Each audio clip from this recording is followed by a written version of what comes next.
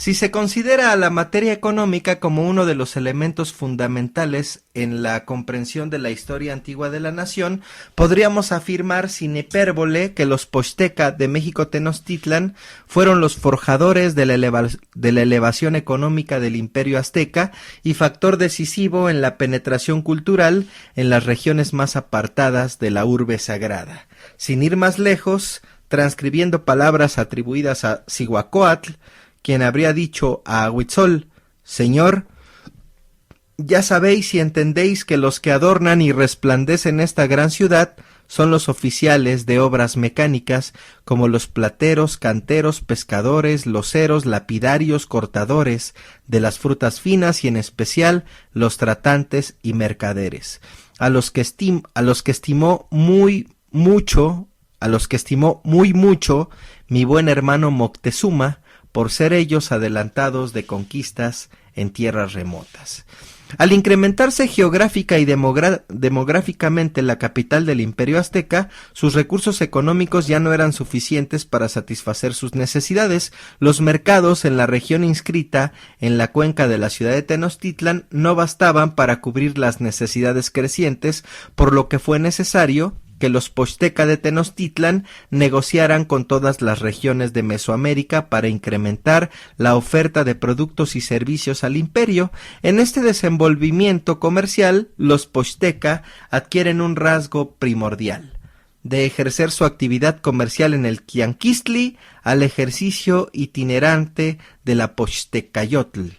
Esto significa la constante búsqueda de mercados, objetos, productos y servicios comerciables en diferentes lugares, no solo los conocidos, sino también los que no conocían, pues a pesar de haber lugares establecidos específicamente para realizar la comercialización de productos y servicios, los Poxteca no se limitaban a ellos, pues tenían que realizar, además de las actividades comerciales, actividades políticas y sociales en su constante búsqueda de mercados. En esos tiempos no se contaban con animales de carga, ni la rueda tenía un uso utilitario para la construcción de artefactos que facilitasen la transportación de los diversos productos comercializables. Lo que no transportaban por la vía marítima en canoas, lo hacían contratando a personas cargadores, tlamama o tlameme, los cuales se cargaban en la espalda un petlacali, caja tejida de una especie de caña y cubierta de cuero, sosteniéndola en la frente con una cuerda denominada mecapal.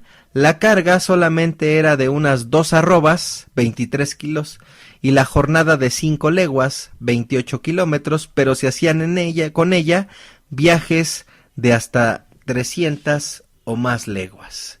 Con frecuencia caminaban por montes y quebradas aspérrimas. La red caminera utilizada normalmente por los Poxteca se llamaba Otlimaláhuac y era una extensa vía de comunicación terrestre utilizada para el adelanto y expansión del comercio.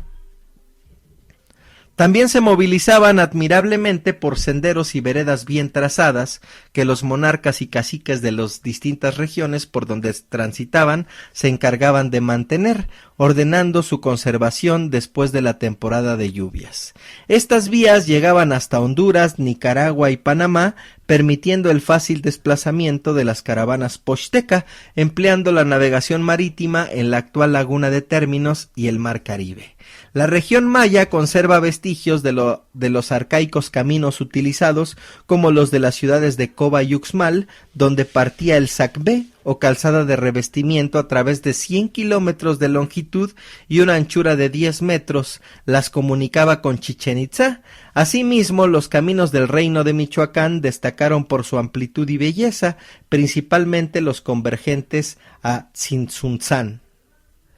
Los comerciantes llegaron a establecer mercados y rutas de intercambio desde el Océano Pacífico hasta las costas del Golfo, del centro político de México hasta regiones de Yucatán, Guatemala, El Salvador, Nicaragua y aún excepcionalmente de Costa Rica y Panamá. Las expediciones comerciales generalmente se realizaban en grupos de mercaderes. Los comerciantes llegaron a establecer mercados y rutas de intercambio desde el Océano Pacífico hasta las costas del Golfo, del centro político de México hasta regiones de Yucatán, Guatemala, El Salvador, Costa Rica, Panamá. Las expediciones comerciales generalmente se realizaban en grupos. A partir de una expedición comercial se reunían en la casa del mayoral, que iba como capitán y encargado de la caravana, juntaban todas las cargas y las cosas encomendadas de los mercaderes viejos y de algunas mujeres tratantes.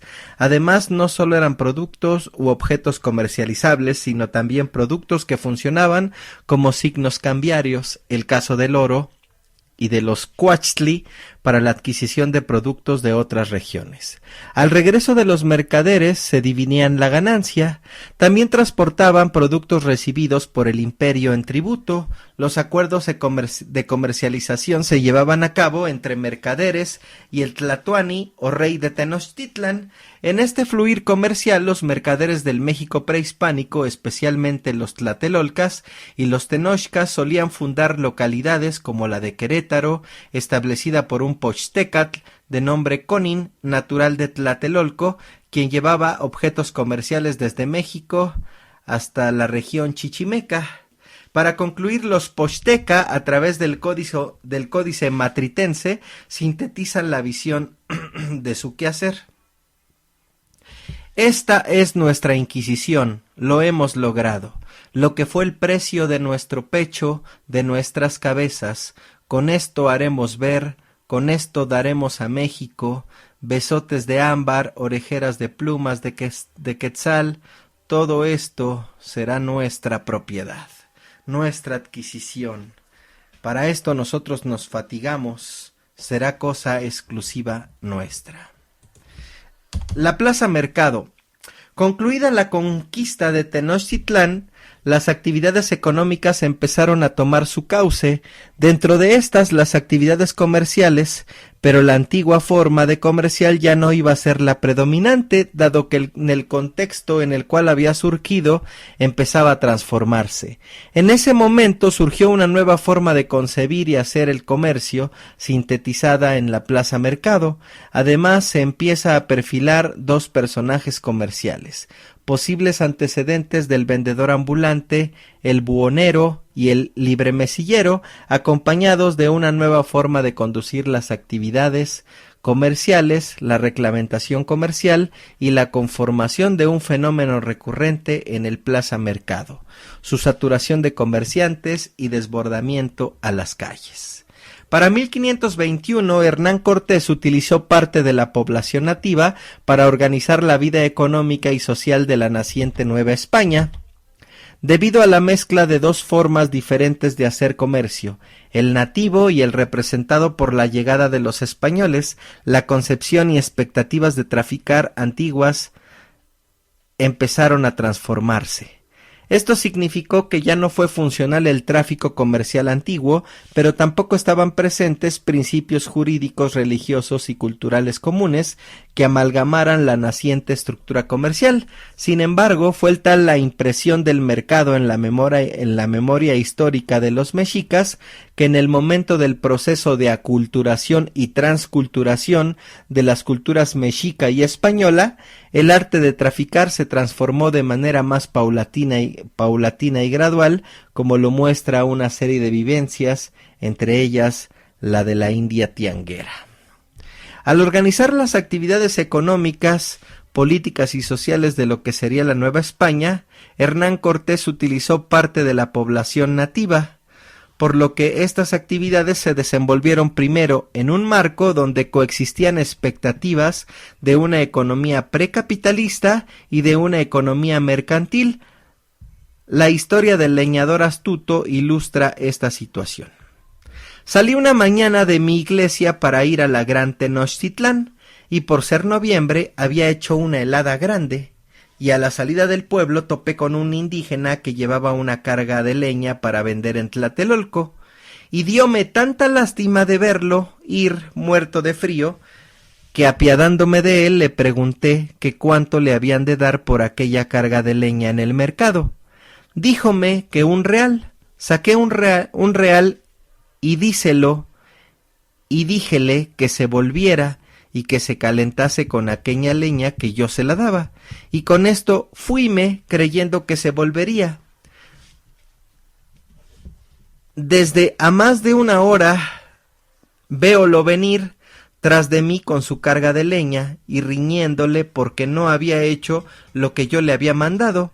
Y él me respondió que cuando salió de su casa había su corazón determinado de ir con aquella leña al mercado de Tlatelolco, que si quería mi real, que ahí lo tenía, pero que él no se perdería la alegría de ir al tianguis. Convivían formas de gobierno autóctonas y españolas donde los derechos sobre la propiedad fueron comunales, privados y públicos, aspectos de convivencia con alto sentido de grupo e individualista.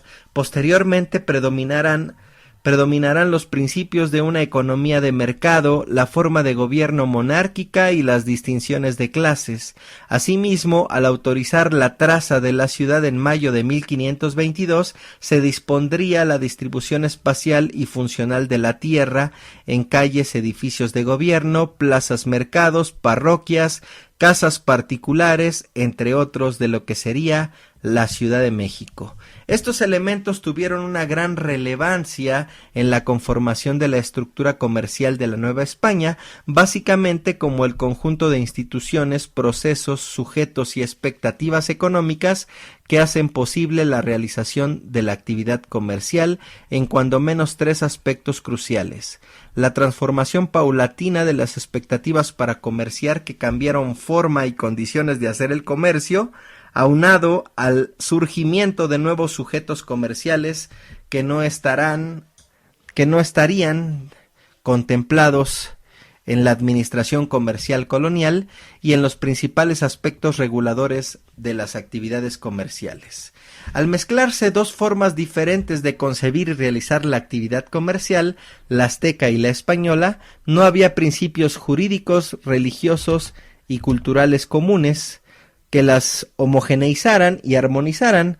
Cortés muestra esta situación al describir la falta de motivación mercantil de la población indígena en el ejercicio de los oficios, en la expectativa de tener solo lo necesario para el día presente. Esto implicó que aunque cuantitativamente fuese mayor la composición de los sujetos e instituciones de la economía nativa, cualitativamente para la naciente Nueva España tenía más preponderancia la española, siendo más visible cuando los españoles y peninsulares paulatinamente empezaron a ejercer el control del comercio colonial, desplazando parte del personal administrativo nativo, emitiendo ordenanzas para regular las transacciones comerciales y ejerciendo la mayor parte de la actividad comercial de gran escala, tanto al interior de la Nueva España como al exterior, principalmente con España, cambiando de esta manera a un importante sector de los comerciantes indígenas. Respecto a las transformaciones experimentadas en los espacios en los cuales se llevaba a cabo las actividades comerciales, se hizo una diferenciación del mercado de acuerdo al tipo de concurrentes que asistían. Principalmente había españoles, el de Santiago Tlatelolco, destinado primordialmente a los nativos. El mercado, aunque al principio conservó la estructura a cielo abierto del Tianquistli, después fue cercado su perímetro con portales. Además, como en el inicio fue limitada la población española, fueron pocos los comerciantes españoles, pero paulatinamente se incrementaron y establecieron negociaciones improvisadas dentro de sus casas habitación. Como el mercado del Volador constituía el punto de comercio entre españoles, el gradual aglutinamiento de vendedores y compradores a sus alrededores constituirían a la Plaza Mayor, lugar donde se realizarían las principales actividades de la época colonial. Inicialmente, los concurrentes al mercado se encontraban desprotegidos de las contingencias del sol y la lluvia, por lo que el 15 de abril de 1524, el ayuntamiento de la capital de la Nueva España, en Cabildo, concedió permiso a los vecinos que tuvieron solares alrededor de la Plaza Mayor, la construcción de portales para resguardarse de las inclemencias del tiempo. La construcción, conocida como el Portal de los Mercaderes, ejemplifica la transformación física del mercado tradicional indígena al concepto de plaza-mercado. A partir de ese momento y hasta el siglo XVII, la Plaza Mayor fue el espacio de realización de la mayor parte de las actividades comerciales de la Nueva España, por tanto, prototipo de la Plaza Mercado, ubicada principalmente frente a los templos parroquiales o en los espacios de recepción de artículos como la Casa del Diezmo. Después se conformarán otros lugares que adquirirán similar importancia como la Plaza de Santo Domingo. Para 1692 este centro comercial se incendió y en vista de las pérdidas que sufría el ayuntamiento, se decidió construir de mampostería y tepetate las tiendas, por lo cual se recabó una licencia respectiva. 10 años después se instalaron en Plaza Mayor los comerciantes de Filipinas, también conocidos como el gremio de los chinos, y a solicitud suya se habilitó en la parte sureste de la plaza un edificio conocido como el Parián, diseñado originalmente como cuartel, donde se comercializaban productos locales y extranjeros que venían del oriente. Así es como diversos comercios se ubicaron en torno al perímetro poniente del Portal de los Mercaderes, el cual fue reconstruido en 1752. Los cambios también fueron a la infraestructura física utilizada para expender las mercaderías y su distribución espacial, de la utilizada en tiempo azteca, que consistía básicamente en guacales, petates, otates, morrillos, cestas, cuencos, hoyos y cazuelas, instalados a cielo abierto, al establecimiento de los jacalones construidos con el material de empaque de algunos productos, posteriormente de madera y tejamanil. El buhonero y el libremesillero. En forma paralela al desarrollo de la nueva estructura comercial de la capital de la Nueva España, aparecieron nuevos sujetos comerciales contemplados parcialmente en el proceso de la administración del comercio colonial. Uno de ellos fue el llamado buhonero, que con el transcurso del tiempo también tendría un abanico de derivaciones y denominaciones. Desde buhonero hasta barrilero, se utiliza el término buhonero para denominar genéricamente a esta amplia gama de nuevos comerciantes.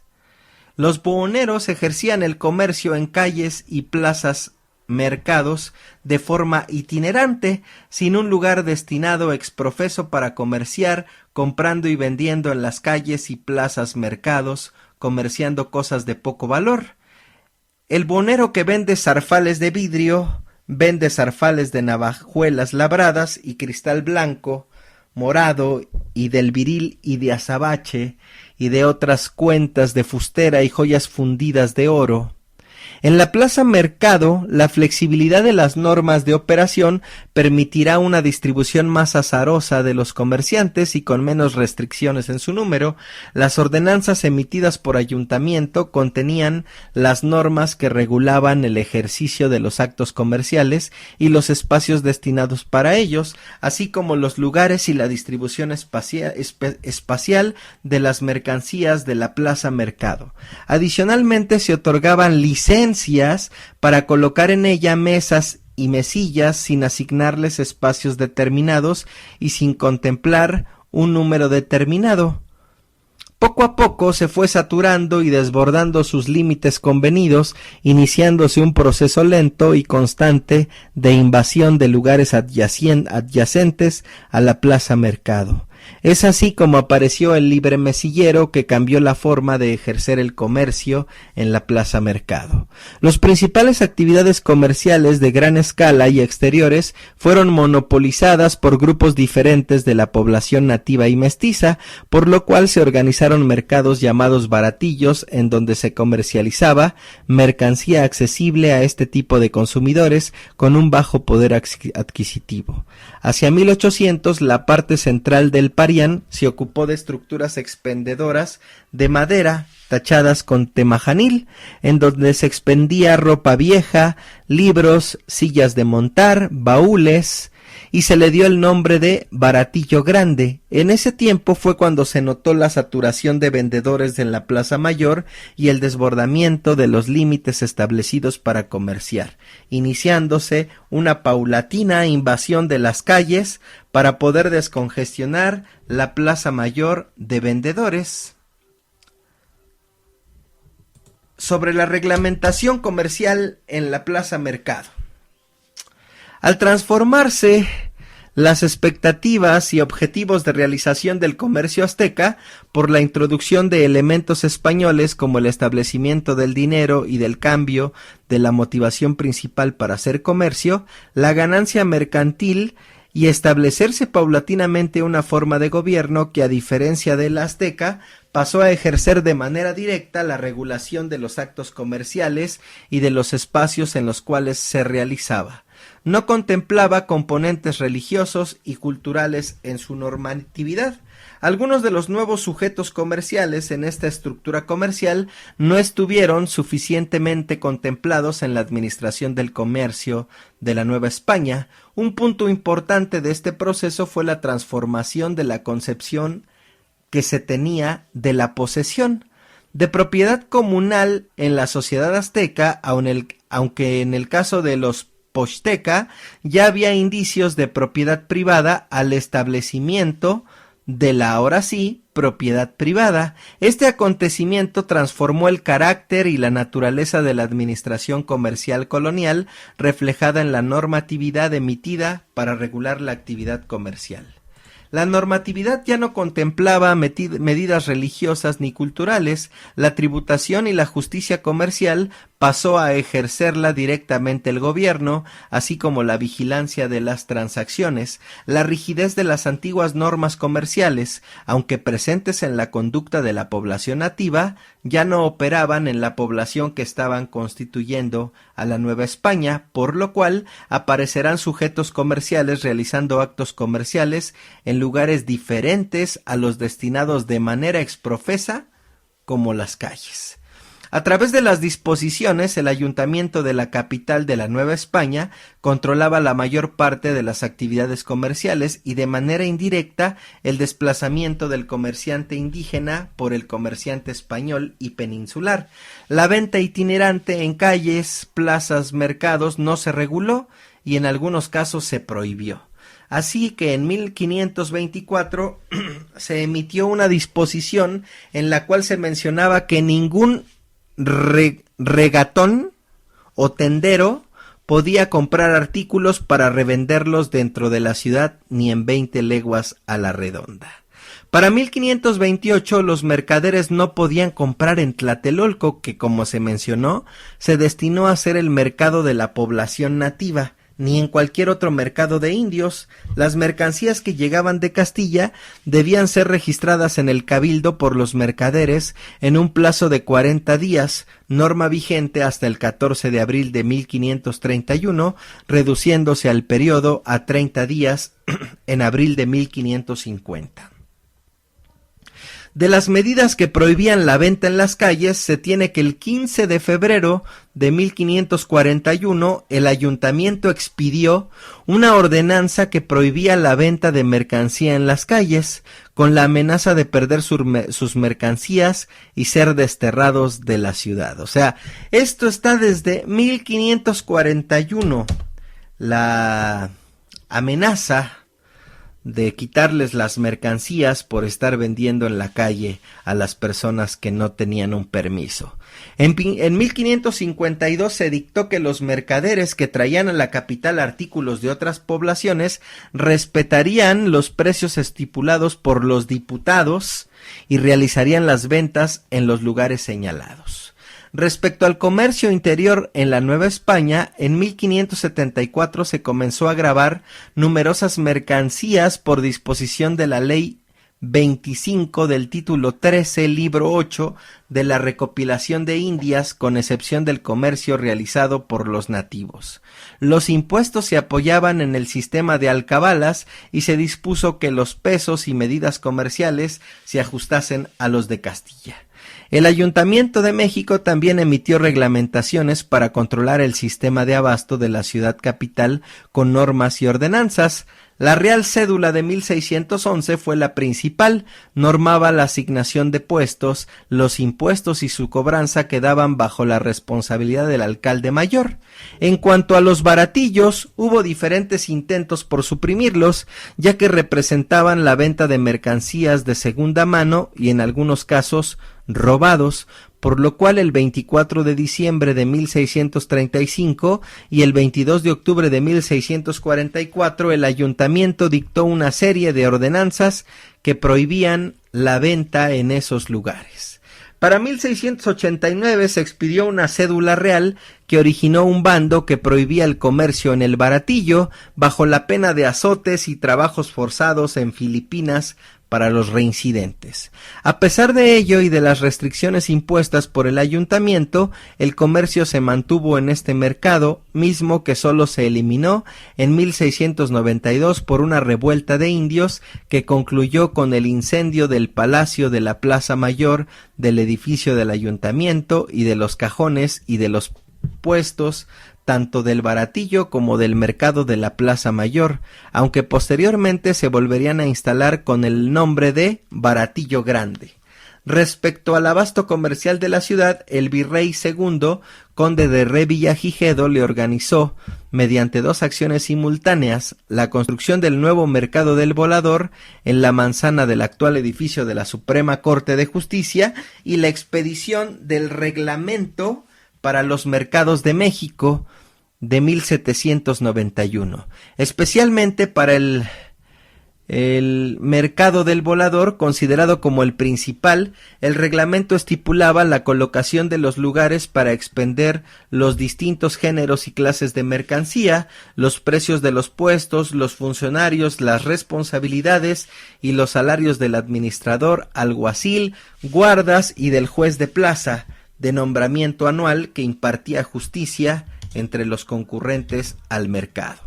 Respecto al acontecimiento económico en torno a la aparición del buhonero y el libre mesillero, toma dos vertientes. Por un lado, el buhonero que vende en plazas y calles de manera itinerante. Por otro lado, el libre mesillero que crece al interior de la plaza mercado, desbordando sus límites, y paulatinamente va invadiendo calles y parte de lugares públicos como los atrios de las iglesias. Del buhonero no se tiene una fecha precisa de su aparición, pero surge en esta nueva estructura comercial colonial, ya que en el periodo anterior estaba prohibido el ejercicio del comercio fuera del tianguis, y dentro de este no estaba permitido cambiar el lugar asignado a cada comerciante para expender su producto a comerciar. El comercio itinerante y el comercio adyacente en la plaza mercado. Como ya se mencionó, la mayor parte del comercio que se realizaba en la capital de la Nueva España tenía lugar en la plaza mercado, en la cual se desarrollaron dos fenómenos comerciales de manera conjunta. Por un lado, el crecimiento de vendedores en su interior y con ello la saturación de los espacios de venta, por lo que poco a poco se comenzó a realizar el comercio en las calles y lugares aledaños a la plaza mercado o a las iglesias. Por otro lado, el surgimiento de las actividades comerciales propiamente itinerantes en calles y plazas mercados. El creciente número de vendedores pues empezó a generar desequilibrio en los servicios de comercialización de la ciudad capital. Sobre la ordenación del comercio itinerante y el comercio adyacente, en el proceso de conformación de México como un país libre y soberano, hubo varios cambios, tanto en la composición de las clases políticas en el poder como en la normatividad de la vida civil de la sociedad mexicana. Por tanto, la administración comercial en el México independiente y por ende en la Ciudad de México también tuvo un amplio lapso de formación y su principal forma de expresión para el caso de la Plaza Mercado, fue la de ordenación comercial de los espacios en los que se llevaban a cabo los actos comerciales. Esto es debido a que la estructura de la administración comercial, así como la emisión de la normatividad jurídica y administrativa de las actividades comerciales, están asociadas a la estructura política que determina la composición de quienes ejercen las funciones públicas y emiten la normatividad de la sociedad. De 1821 hasta la iniciación del gobierno de Porfirio Díaz, presentó un panorama de rápidos cambios. La Plaza Mercado, espacio por excelencia de la realización de las actividades comerciales en la época colonial, tuvo otro cambio, breve y transitorio, pero primordial, para la comprensión del comercio ambulante en la Ciudad de México. Producto de la ordenación comercial en el centro de la ciudad, el corredor comercial que probablemente evolucionó a lo que actualmente se conoce como el mercado de productos básicos, este acontecimiento comercial se debió a la continua saturación de la Plaza Mercado por comerciantes y su consecuente invasión a los espacios adyacentes. La medida para solucionar este problema fue la construcción de mercados para reencauzar las actividades comerciales en los sitios designados para ellos, creando nuevos mercados y el traslado parcial de parte de comerciantes de los mercados saturados a los nuevos mercados, por lo que es necesario observar los cambios en el ámbito político y en el constitucional para enmarcar estas medidas de ordenación comercial.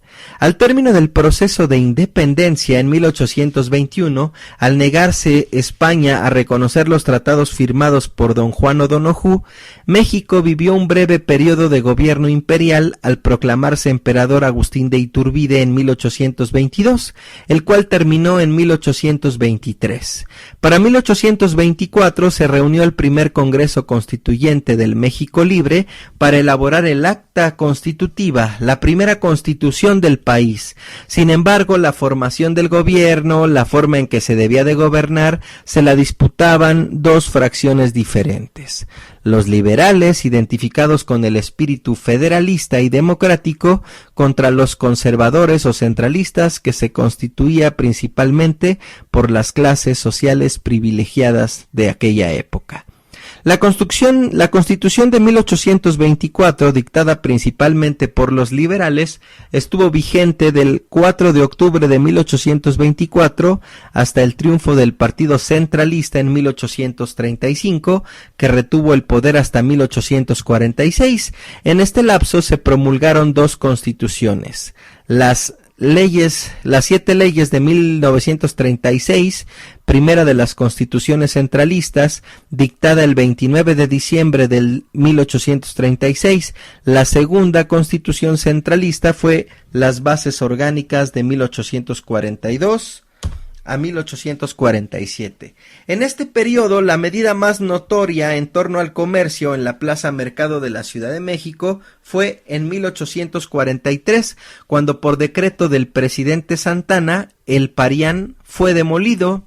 También se fue perfilando la construcción de mercados y el traslado de comerciantes de los mercados saturados a los nuevos, como una medida administrativa a la creciente saturación que había. Para 1849, en la Ciudad de México se inauguró el mercado de Iturbide, pero debido a su distancia de los principales centros de abastos, generalmente ubicados en el centro de la ciudad, como el mercado del Volador, y a su forma de acceso, al principio la concurrencia de compradores fue escasa, por lo que en 1842 se le abrió un canal de acceso. Lo anterior ilustra cómo se fue estableciendo la conducta comprar y vender en los lugares céntricos de la ciudad y la necesidad de orientar esta conducta, siguiendo el orden cronológico de acontecimientos políticos nacionales. Para diciembre de 1853, el presidente Santana se proclamó Alteza Serenísima. En reacción a ello, se estableció el 1 de marzo del 54 el Plan de Ayutla, terminando en la elaboración de la Constitución de 1857, donde se restableció el gobierno federalista constituido como una república federal democrática y representativa. Sin embargo, la Constitución no fue bien vista por el gobierno conservador y los descontentos iniciaron la Guerra de los 3 años. Posteriormente se estableció en México la segunda monarquía imperial, encabezadas por Maximiliano de Habsburgo. Por estos años, Maximiliano dictó el 21 de febrero de 1865 la reordenación de algunos comerciantes de carnes y legumbres del mercado del Volador a una nueva plaza en formación desde el año de 1861, que sería conocida como el Mercado de la Merced, en el centro de la Ciudad de México. El Mercado de la Merced pudiera ejemplificar la transformación de la Plaza Mercado al mercado público como actualmente se conoce.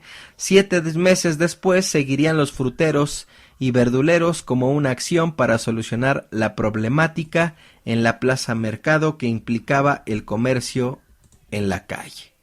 O sea, se la han pasado históricamente se empezaron a construir los mercados para combatir el comercio en las calles.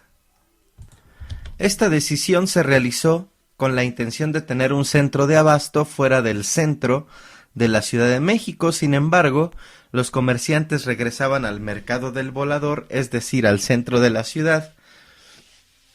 A su caída del imperio de Maximiliano I de Habsburgo en 1867, los liberales ascendieron al poder político y hasta su muerte en 1872, Benito Juárez ocupó la presidencia de la República. Respecto a los acontecimientos comerciales en torno a la Plaza Mercado, en 1870 el mercado El Volador dejó de funcionar a causa de un incendio ocurrido el 17 de marzo, con lo que se aceleró la salida de los comerciantes, terminando su traslado en 1886 al mercado de la Merced, ubicando a todos los comerciantes, locatarios y callejeros. 10 años después se amplió y remodeló con el propósito de dar cabida a los puestos ambulantes que crecían a su alrededor. Los cambios en la vida política del país continuaron. Para 1876 estalló el pronunciamiento contra el gobierno liberal de Sebastián Lerdo de Tejada, del cual salió como presidente Porfirio Díaz el 5 de mayo de 1877. Durante el gobierno de Porfirio Díaz se estabilizó relativamente la estructura política del país y por ende la estructura administrativa comercial de la Ciudad de México. Para 1890, de manera paralela a la puesta en vigor del Código de Comercio, se creó un reglamento para las actividades comerciales fuera de la Plaza Mercado, ya que el Código Comercial no contemplaba las actividades comerciales mencionadas. El corredor comercial, el comercio itinerante en la calle y en la Plaza Mercado, en conjunto con el comercio adyacente a la Plaza Mercado, dieron lugar a una breve pero decisiva forma de mercado en la historia del comercio ambulante, el corredor comercial. La Nueva España tuvo una duración política de aproximadamente 3 siglos, de 1521 a 1821. En 1810 se inició el proceso revolucionario que culminó con el surgimiento del México libre y soberano mediante la firma del Acta de Independencia del Imperio Mexicano, declaración hecha el 28 de septiembre de 1821. A partir de ese año, México experimentó una rápida sucesión de cambios en el ámbito político: 2 imperios, una dictadura, gobiernos conservadores y una serie de gobiernos liberales. Para 1877, Porfirio Díaz llega a la presidencia de la República y en 1910, mediante otro proceso revolucionario, la deja. En ese lapso se consolidó una estructura económica, política y social. En este marco de continuos cambios políticos y sociales, paulatinamente se fueron implantando de manera progresiva y generalizada otras modalidades de ejercicio comercial. como la práctica del comercio en locales, el surgimiento de las tiendas departamentales y los grandes almacenes, pero una parte de la población en la Ciudad de México, principalmente la población nativa y la mestiza, siguió comerciando sus productos en concentraciones de vendedores, en calles y lugares públicos aledaños a la Plaza Mercado. Entrando el siglo XIX, análogamente a lo ocurrido en los siglos XI y XVII, no, más bien es XVI y XVII, en donde la Plaza Mayor fue el lugar de comercio por excelencia, el mercado de la Merced y su barrio terminaron por convertirse en la central de abastos de la Ciudad de México. Debido a que se incrementaba continuamente el número de vendedores en el mercado de la Merced, entre ellos los callejeros, se tiene que dentro del mercado existían 370 puestos oficiales y afuera en las calles más de 400, ninguna obra de mejoramiento podía ya resolver el problema. En vista de ello, las autoridades acordaron crear un corredor comercial de la Plaza de la Merced a la de Juan José Vaz, antigua de la Aguilita, por las calles de Manzanares y Talaveras. Así se formaba un corredor cerrado con tráfico local. Este acontecimiento muestra cómo se disociará el vendedor adyacente a la Plaza Mercado y de manera gradual y progresiva invadirá las calles y lugares de uso público, estructurando la configuración actual que presenta el vendedor ambulante. El mercado público mostrará dos vertientes: el comercio realizado en su perímetro acompañado por el realizado en las calles y simultáneamente el ejercicio comercial en espacios de uso público diferentes a los mercados. Las principales medidas para administrar este tipo de comercio son la reglamentación y la construcción de mercados. Entrado el siglo XX se vivía una relativa calma política. La Ciudad de México había crecido, en parte a la centralización de la vida política y al desarrollo económico que experimentó el país, sobre todo por su incorporación a la economía internacional mediante la exportación agrícola y minera y a un esquema de sustitución de importaciones. La Ciudad de México se convirtió en el principal centro de intercambio y consumo, aunado a la modernización del transporte y al establecimiento de industrias en su periferia. La estabilidad política terminó en 1910, fecha en la que inició la Revolución Mexicana con la proclamación del Plan de San Luis por Francisco I. Madero. Para 1911, Porfirio Díaz abandonó México y Madero es declarado presidente del país, pero es asesinado junto con otros de sus colaboradores, escena que se conoce como la Decena Trágica. El general Victoriano Huerta tomó la presidencia entonces el 19 de febrero de 1913. Venustiano Carranza, gobernador de Coahuila, desconoció el gobierno encabezado por Huerta, iniciándose nuevamente la lucha revolucionaria. Dentro de este proceso, el 14 de septiembre de 1916, se lanzó la convocatoria para reunir un nuevo Congreso Constituyente, instalado el 1 de diciembre de 1916 y terminó el 31 de enero de 1917. Resultando promulgada el 5 de febrero de 1917 la Constitución Política de los Estados Mexicanos, que actualmente rige la vida política del país. Con el ascenso de Álvaro Obregón a la presidencia del país, empezó el retorno a su cauce de las actividades políticas, económicas, sociales. Durante 1923 a 1925, en la Ciudad de México se aceleró el empleo de los medios de comunicación motorizada.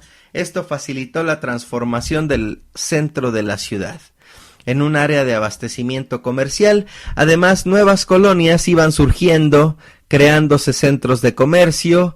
El comercio de bienes básicos se concentró en las plazas y en espacios abiertos. Respecto al comercio asociado a la Plaza Mercado y al corredor comercial, se fue incrementando, desbordando los límites espaciales que tenía asociados, aunque se tomaron medidas administrativas para conducir su desarrollo comercial, como el reglamento de mercados. Este experimento cambió e hizo que se disociara el comercio adyacente a la plaza mercado y tomara dos vertientes. Por un lado, se tendrá ahora a los mercados de productos básicos y por otro lado, una alta dinámica del comercio ejercido ya no solo en los alrededores del mercado público, sino también el inicio de su esporádica presencia en parques y calles y otros lugares de uso público. Es en este periodo que se inicia la conformación del actual comercio callejero tal como lo conocemos. Los cambios de la plaza mercado y el corredor comercial al mercado de productos básicos y la paulatina disociación del comercio en sus alrededores cobraron forma en el periodo del desarrollo estabilizador. Para el siglo XX, la estructura comercial en la Ciudad de México se había diversificado. Tiendas, plaza mercado, sin embargo, los componentes asociados pues daban paso al comercio ambulante. Como se mencionó en los apartados precedentes, algunas de las soluciones empleadas para la problemática de los comerciantes que desbordaban la plaza mercado fue construir nuevas plazas, después la conformación del corredor comercial.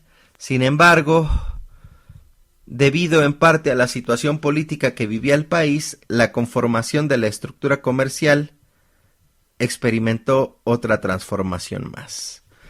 Primero, el cambio de plaza mercado a lo que actualmente se conoce como mercado público. Y bueno, así las cosas.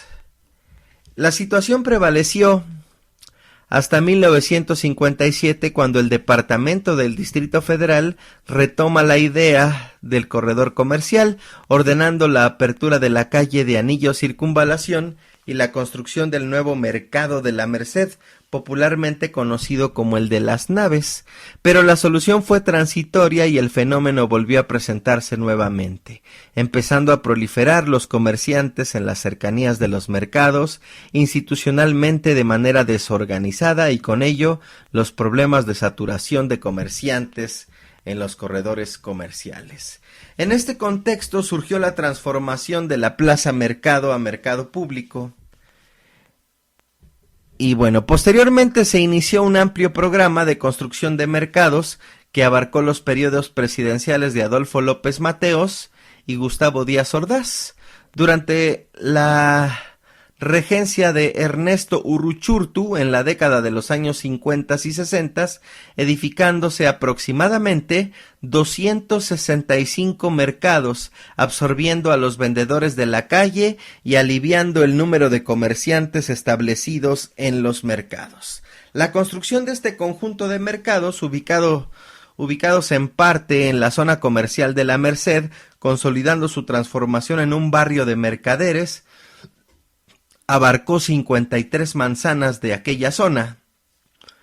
Otro mercado público que ejemplifica la formación de mercados públicos es el de San Felipe de Jesús, que inició en el año de 1963 con la instalación de 50 comerciantes de fierro viejo y herramientas usadas. Con el paso del tiempo, el tianguis se expandió, lo que determinó la necesidad de construir un mercado exprofeso.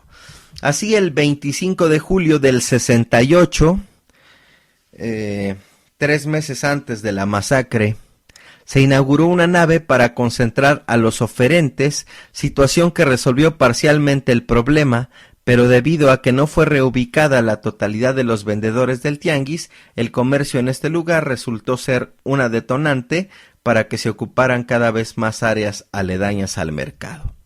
Actualmente, el tianguis de San Felipe de Jesús es considerado como el mayor tianguis en su tipo en el ámbito mundial, compuesto por 17,083 puestos que ocupan 9 kilómetros, güey, 9,700, casi 10 kilómetros, 9,716 metros lineales de calle, avenidas remanentes y explanadas en un área total de 87,444 metros cuadrados, que lo ha convertido en un punto de referencia de la región oriente de la Ciudad de México.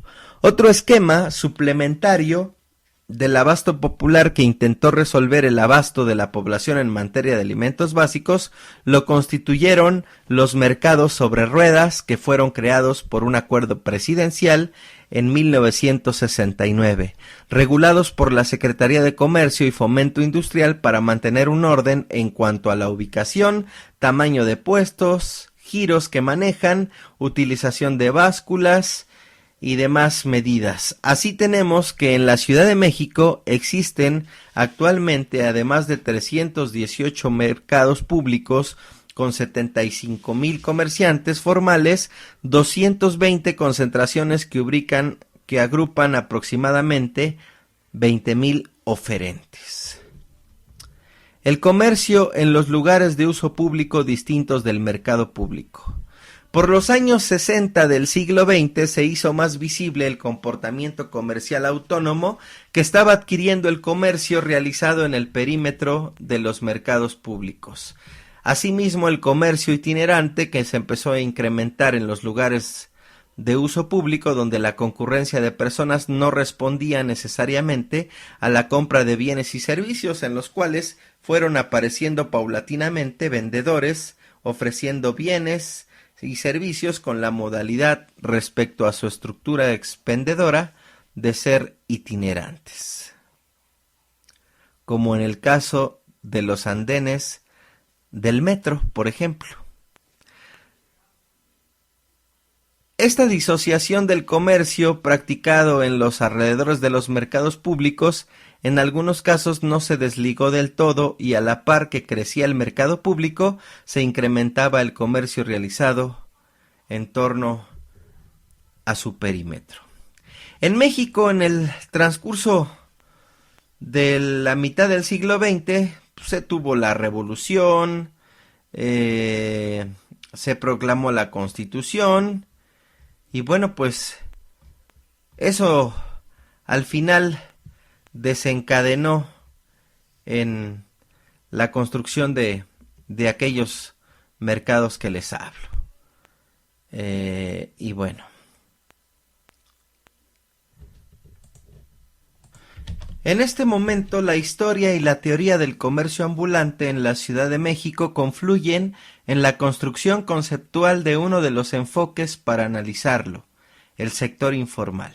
Así, en la década de los 70, para fines de formulación y ejecución política, parte del comercio ambulante realizado en calles y parques se clasificó en el conjunto de actividades económicas que abarca la economía informal. En el 92, para fines de administración comercial, este subconjunto del comercio ambulante se delimitó aún más, denominándose comercio en vía pública. Considerando los elementos mencionados, este capítulo tiene como propósito articular el estudio del desarrollo histórico del comercio ambulante con su estructuración y modalidades particulares que adquiere actualmente en la Ciudad de México, estableciendo la correspondencia entre su práctica y los aspectos normativos que le permiten operar. Mediante la descripción teórica del vendedor ambulante, el bien a comerciar, la transacción, el comprador, así como su integración en los mercados en vía pública y sus aspectos jurídicos vigentes, esta asociación es el punto básico para formular un marco de referencia para diseñar e implementar un modelo egonométrico dirigido al comercio ambulante, ya que también permite organizar la información cuantitativa y cualitativa, como lo veremos más adelante. El capítulo da un recuento de la evolución de la conceptualización del sector informal. La historia se inicia en los 60s, después de 2 décadas de alto crecimiento económico, cuando se observó que ciertos grupos de trabajadores no habían alcanzado los beneficios del crecimiento económico, por lo cual se inició la búsqueda de instrumentos de política adecuados para corregir esa situación. Entre las acciones realizadas en los programas de la Organización Internacional de Trabajo se delimitó un conjunto de actividades económicas heterogéneas que describían un campo de formulación de política dirigida al mercado de trabajo. A este conjunto de actividades se le llamó el sector informal. México, al ser miembro de la Organización Internacional del Trabajo, participó en este tipo de programas. En este contexto, para fines de formulación y ejecución de política, el comercio ambulante se clasificó en el conjunto de actividades económicas informales para presentar rasgos dinámicos propios, mientras que en la conceptualización y medición del sector informal avanzaba, el comercio ambulante en la Ciudad de México, sujeto a política económica, pasó a considerarse ya como una actividad económica más. Mientras la conceptualización y medición del sector informal avanzaba, en México el término comercio informal, utilizado en los 70s, tendría una transformación para precisar el alcance de las políticas encaminadas a esta actividad, enfocándose primordialmente a las actividades comerciales parcialmente reglamentadas, realizadas en espacios de uso público distintos de los mercados, como calles y parques, núcleo básico del comercio ambulante. Este cambio en el ámbito y modo de aplicación de las políticas al comercio informal muestra dos fenómenos: el enfoque no solo económico en la solución de esta problemática, sino también social y político, y la necesidad de administrar el crecimiento de la ocupación de vendedor ambulante. En la Ciudad de México esto fue debido al auge inusitado que tuvo el comercio ambulante al inicio de la llamada crisis de la deuda del 82, dado que al contraerse los niveles de la actividad productiva, el empleo no fue suficiente para cubrir la oferta laboral creciente, aunado a los bajos niveles salariales que no alcanzaban a cubrir las necesidades básicas de los hogares, presentándose la actividad comercial ambulante en la Ciudad de México como una alternativa ocupacional para la generación de empleos e ingresos. Por sus facilidades de operación, una inversión mínima, básicamente para compra de mercancía, discrecionalidad jurídica de las autoridades y un manejo político favorable. Para el 92 en la Ciudad de México se tomó la parte más dinámica de este fenómeno a través del programa de mejoramiento del comercio popular y se le denominó comercio en vía pública. Para el 94 se inició el sexenio de un nuevo gobierno federal y con ello nuevas autoridades administrativas en el departamento del Distrito Federal, emitiéndose para enero del 97 el programa de reordenamiento del comercio en vía pública. Entre los objetivos básicos del programa se encontraban ya no solo el mejoramiento de las condiciones de trabajo de los vendedores ambulantes, sino también su tránsito a la economía formal y el control de su actividad comercial. También iniciaba el involucramiento de gran parte de la sociedad en la problemática de la práctica comercial ambulante, con la realización del foro sobre el comercio en vía pública del DF. Sin embargo, para el 97 cambiaron las autoridades elegidas por voto directo. La propuesta de tratamiento de política al comercio ambulante fue actuar en los mecanismos institucionales que lo fomentaron, racionalizando su desarrollo comercial y controlando la escala de las operaciones comerciales ambulantes. Al arribar el nuevo gobierno de la Ciudad de México en el programa de reordenamiento del comercio, se enfatizó la ausencia de una política de desarrollo integral de crecimiento de la ciudad, así como la falta de planeación en el uso de los espacios públicos asignados a la satisfacción de las necesidades sociales, aunado a las necesidades de la población y a la falta de una adecuación y aplicación de la reglamentación comercial como factores catalizadores del incremento de la actividad comercial ambulante. Entre las líneas de acción establecidas estaba la regulación de una parte del comercio en vía público para mejorar el entorno urbano y ofrecer alternativas de tránsito para la economía formal. Y bueno, no estaría completo hablar de la parte de los ambulantes si no hablamos del mercado de Tepito, que se caracteriza principalmente por exponer productos ilegales, ya sea de contrabando, falsificados o robados. Tepito es un mercado negro en todo el sentido de la palabra, que opera a la luz del día y bajo el ojo cómplice de las autoridades de la Ciudad de México. Y eso lo aplauden los habitantes. En el mercado de Tepito se pueden conseguir lo que tú quieras, cabrón. Desde películas Blu-rays, discos pirata, discos de música, huevos de tortuga, tacos de pancita, rifles AK-47, yumbina, ala de mosca, piedra, coca, tachas, marihuana, todo en un solo lugar. Cuando los cronistas que saben hablan de Tepito, bueno, pues sostienen que existe desde tiempos de los aztecas. El mercado de Tepito quizá comenzó a ofrecer mercancías ilegales durante el periodo en que el gobierno mexicano decretó un virtual cierre de las fronteras mexicanas a los productos extranjeros.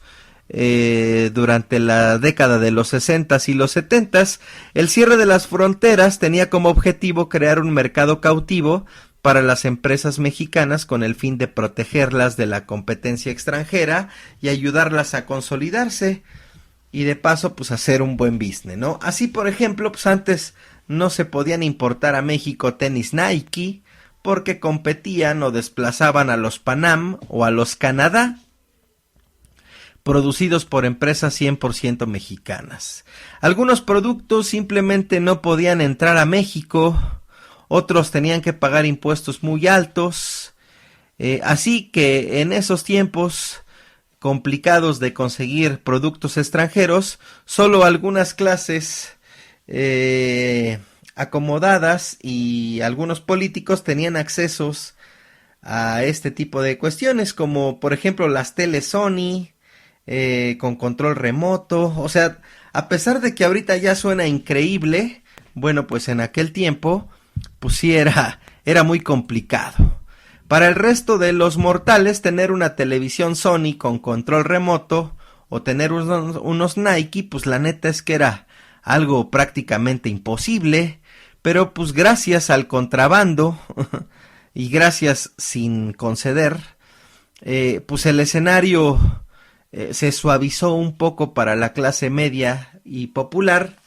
La rigidez en las aduanas mexicanas y los altos impuestos se los pasaban por alto con el contrabando al introducir al país mercancías sin pagar impuestos. Y bueno, el contrabando es un fenómeno que se ha presentado en México desde tiempos de la colonia, como ya lo vimos. No es nada nuevo. Y bueno, la mercancía que ingresa al país sin pagar impuestos y sin respetar las restricciones, pues se le conoce popularmente como fayuca, y a estos cabrones que la venden, bueno, pues se les denomina fayuqueros. En aquellos años Tepito era uno de los lugares donde la gente podía comprar fayuca, y entonces pues ya la gente compraba un poco de felicidad importada, aunque no legal. Y bueno, así fue. Evidentemente no hubiera tenido éxito la oferta si la demanda no hubiera respondido. Entonces, el ansia del consumidor por tener esos productos a como diera lugar, incentivaron el fortalecimiento de este lugar, de esta industria de la fayuca, de esta industria ilegal que no realmente está amparada por ciertas autoridades que se hacen pendejos y los dejan operar. Obviamente estamos hablando también de temas de corrupción, ¿no?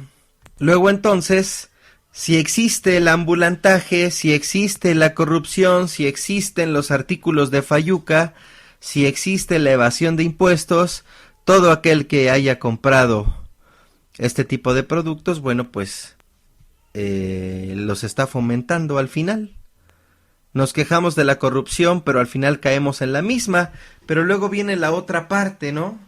La otra parte en donde los trabajos, Walmart te paga 60 pesos por estar 10 horas parado en un turno y 60 pesos no alcanzan con nadie. Luego entonces, si tu abuelita o mi mamá o tu tía sale y pone un puesto de quesadillas en donde en lugar de ganarse 60 pesos se ganan 200 pesos al día y están ahí pendientes de sus hijos, bueno, pues entonces la cosa se mira diferente, ¿no?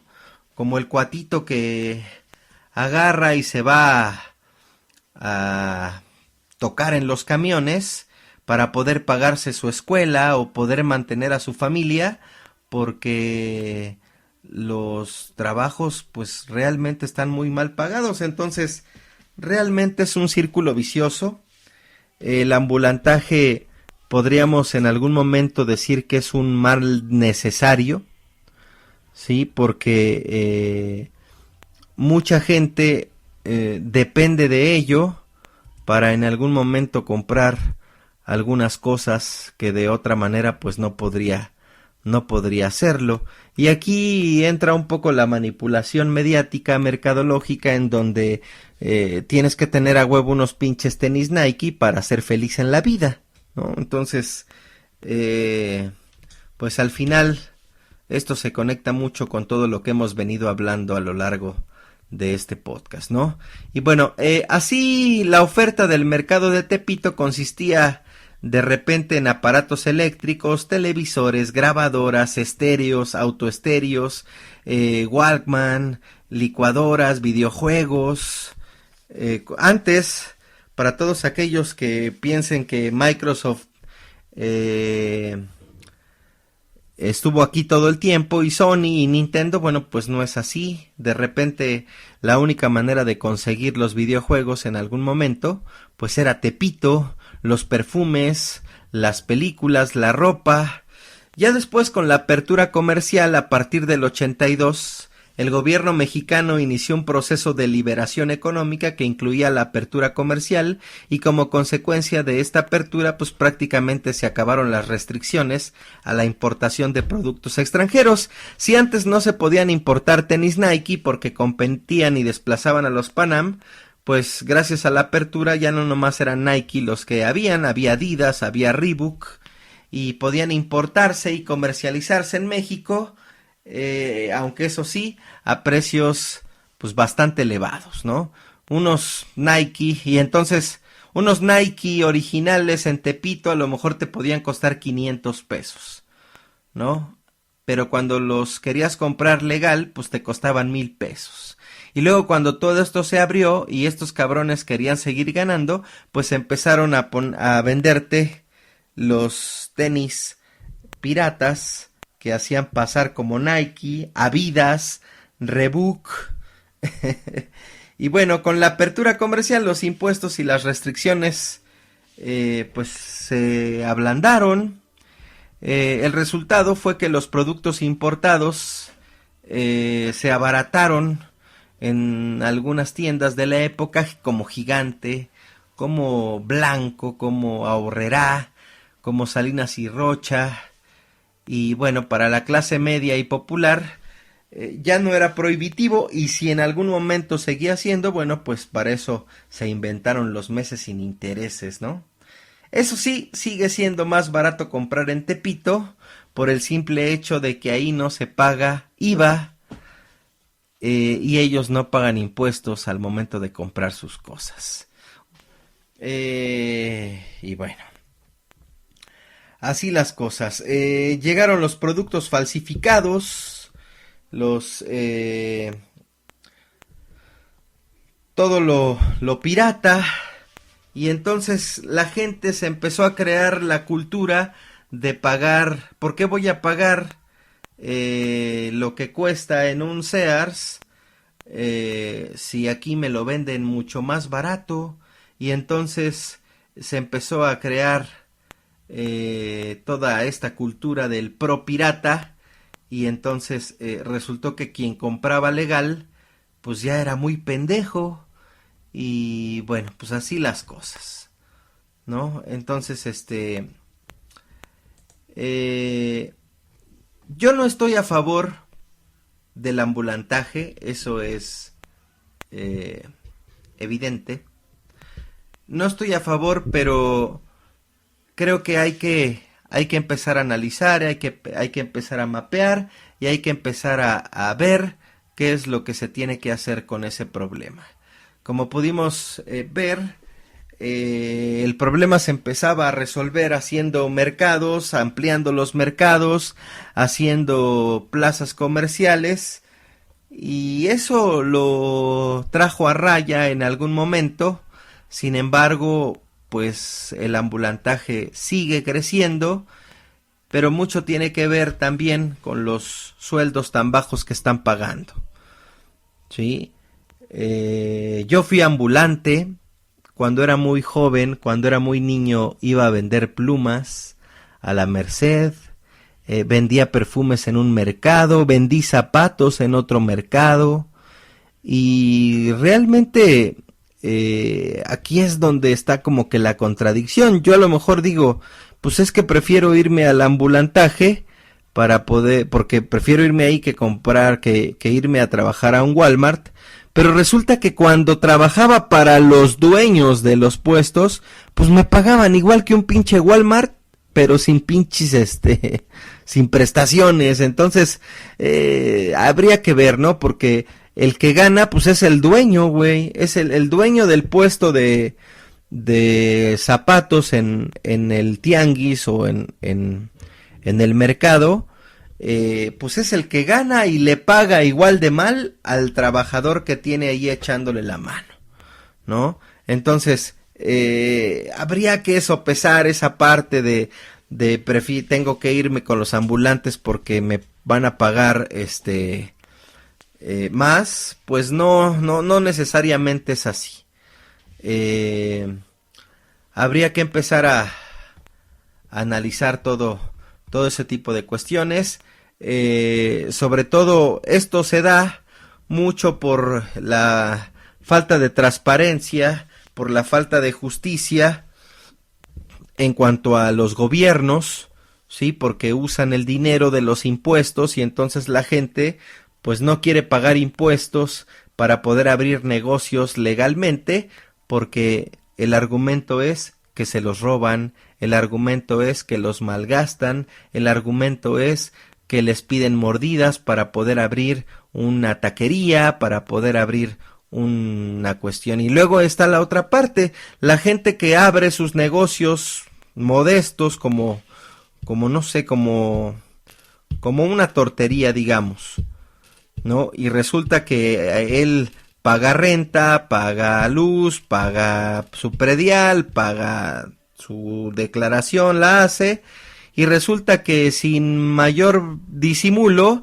se pone una camioneta fuera de su negocio, y entonces comienza a vender, y obviamente comienza a ganar más porque está ahí en el paso de los peatones, y porque pues obvio no paga todo lo que paga la gente que se quiso ir por la derecha, ¿no? Entonces es un tema complicado, es un tema complejo, pero al final la raíz para empezar a corregir el problema pues tiene que ver con la transparencia, tiene que ver con que si alguna autoridad está haciendo malos manejos, realmente sea castigada. ¿Cuántos casos no han salido de corrupción en varios lugares en el sentido de este tipo de cuestiones? ¿Cuántos? Que el diputado del 10%, que el delegado que ya se salió en la llamada grabada de que estaba presionando a unas gentes a vender sus departamentos. O sea, es un verdadero cochinero. Pero de todo ese cochinero, de toda esa corrupción, señores y señoras, pues nosotros tenemos la culpa. Si nosotros no hiciéramos no les hiciéramos segunda a estos cabrones, pues realmente se quedarían ahí, pues pendejeando, esperando con la mano extendida sin que nosotros les diéramos absolutamente nada. Entonces, ese es el punto, ¿no? Otro tema también es el de los taxis piratas. Debido a la inseguridad, escuchas taxi pirata y entonces ya es la verdad algo preocupante, ¿no? Pero hay mucha gente que juntaba sus bases de taxis pirata y apostaba apostaba por el candidato en turno, y cuando este candidato llegaba, entonces la paga era: te voy a dejar operar tus taxis piratas. Y entonces todo eso al final pues le dio en la madre y nos tiene como nos tiene el día de hoy con esta sociedad. ¿Sale? Sobre todo la ilegalidad, la parte de no pagar impuestos. Bueno, pues en algún momento, y con todo lo que se está viniendo, la mayoría de la gente no va a querer pagar impuestos, va a querer darle la vuelta por otro lado, porque pues si estos cabrones se están pasando de pendejos, y yo por qué no, es la constante que se piensa, ¿no? Personalmente critico sobre todo a las autoridades la permisividad que se da de los ambulantes en un ambiente tan controlado como debería de ser el metro de la Ciudad de México. Ahí no hay otra explicación más que la corrupción. Y no hay otra manera de dar una explicación, una razón de por qué hay piratería, hay ambulantes ahí en el metro, ¿no? Entonces, el ambulantaje es un mal necesario, pues sí, para como estamos viviendo, pero no debería de serlo. Se ve muy lejana una solución. Yo particularmente compro muy poco a los ambulantes, muy poco, si no es que nada. Prefiero ir a comprar al negocio establecido por todo lo que acabamos de comentar, ¿no? Entonces, es un trabajo que se le queda al gobierno del Distrito Federal, que ya tiene varios pendientes que no ha podido arreglar, y si en algún momento no los arregla, bueno, pues entonces habría que voltear en otra dirección para ver quién sí puede arreglarlo, ¿no? De entrada, yo diría: no compremos productos piratas, no fomentemos el ambulantaje. Y bueno, si en algún momento el gobierno es culpable de todo ello, pues no fomentemos que nos gobiernen gentes corruptas, no entremos al círculo de la corrupción. Y bueno, pues así las cosas, ¿no? Es todo un tema esta parte de los ambulantes, es algo muy difícil, pero también es algo que en algún momento usted y yo, que me está escuchando, podríamos erradicar simplemente con no comprar.